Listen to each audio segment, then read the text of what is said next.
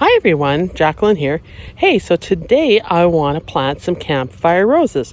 Now I have been looking for campfire roses for quite a while.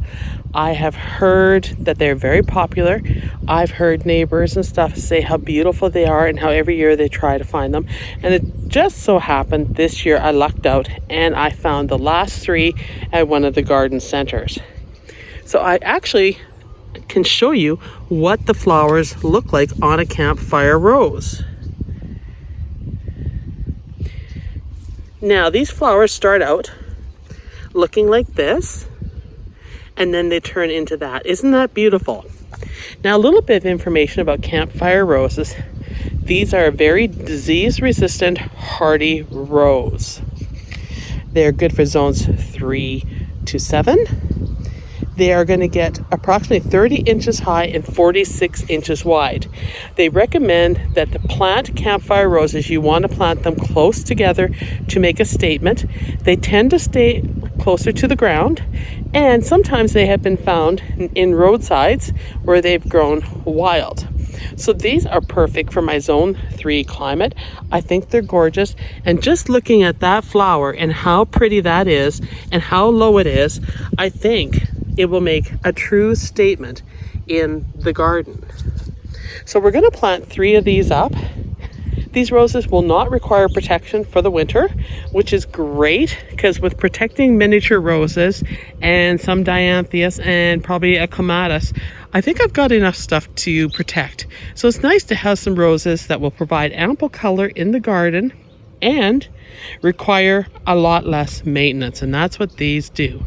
So I'm going to put them here in this bed right along this edge.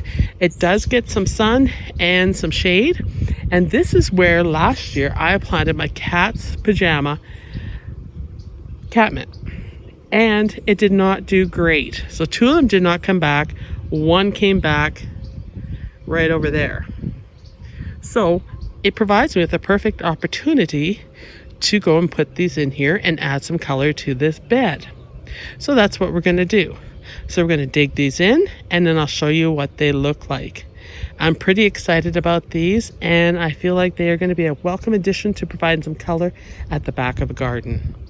All right, so I've got the 3 holes dug. You can see them here, 1, 2, 3, running them right along the edge of the blocks. And by the way, these blocks are eventually going to be replaced. I think I've mentioned that in a prior video, but you can't get that color anymore, so I'm going to move them to an area where I don't need so many, and then I'll replace them with the gray tone block eventually. I'm not sure if that's on the list for this year or not. We have a lot of projects, and that cottage garden comes first. So I'm going to put 1 in each hole here, and then we'll see what they look like. So they should be very prominent here. This is really nice soil.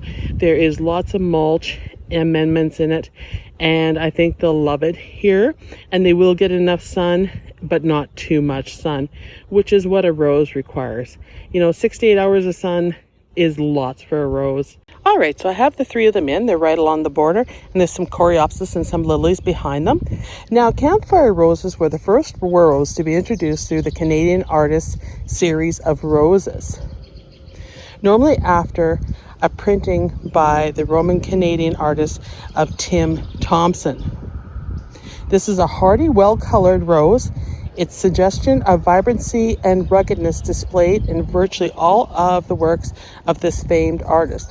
The bright and bold images of campfire. The painting is especially reminiscent of the vivid hues displayed by this truly unique and hardy made in Canada rose. And this is the information that was on the back of that rose package. So all in all, I'm very excited about them. This is a special series.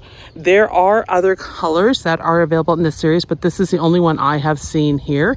And I'm so excited to be able to share this with you and add it to my garden in an area that definitely needs a lot of color, because my lemon jade sedum back here, only 1 survived. So I'm missing a lot of color in here. Now that being said, I think we should add more color to this bed. And since we're going to enjoy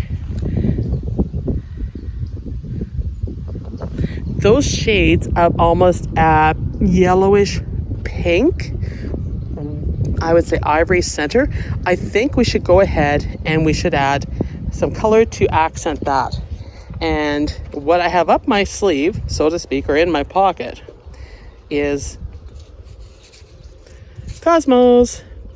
This is Rose Bonbon Double Click Cosmos. So this is a brilliant pink. Germination rate on this is 97%. It's non-GMO, and it is from West Coast Seeds, which I absolutely love for their product. And you can find information on how to grow them on their site. But basically, I'm going to plant them in this area to provide some color to these roses and bring that color forward to stand out. So I'm going to go ahead and I'm just going to dot these in here. I'm going to hoe it up and dot these in here in a circular pattern rather than a line, and we'll see how they do. I've added those back there in the bed in a circular pattern, but I think I'm going to add some more right here at the front to give this bed more color. And this is a great spot here because it actually is getting the sun coming through. You can see the sun coming through there, so it's a good spot. They will get enough sun and moisture. So although I didn't show you, in the package of West Coast Seeds, there is a ton of Rose Bonbon seeds. This is a package from Johnny's Seeds, and you can see how many I got here. But the other one was a huge package from West Coast Seeds for Cosmos. I'm not sure why this one is so limited, considering this color has been around for a while, but we're going to go with it, and we're just going to sprinkle it in here. And I'm just sprinkling. This is a random planting, and I like to do that. And then I'm just gonna carefully cover it over. And that's all you have to do. The Cosmos will do well there. They'll be pretty, and they're gonna complement these Campfire Roses. And I think they will be gorgeous. I'll give you one last look at this rose with all the buds on it in its glory.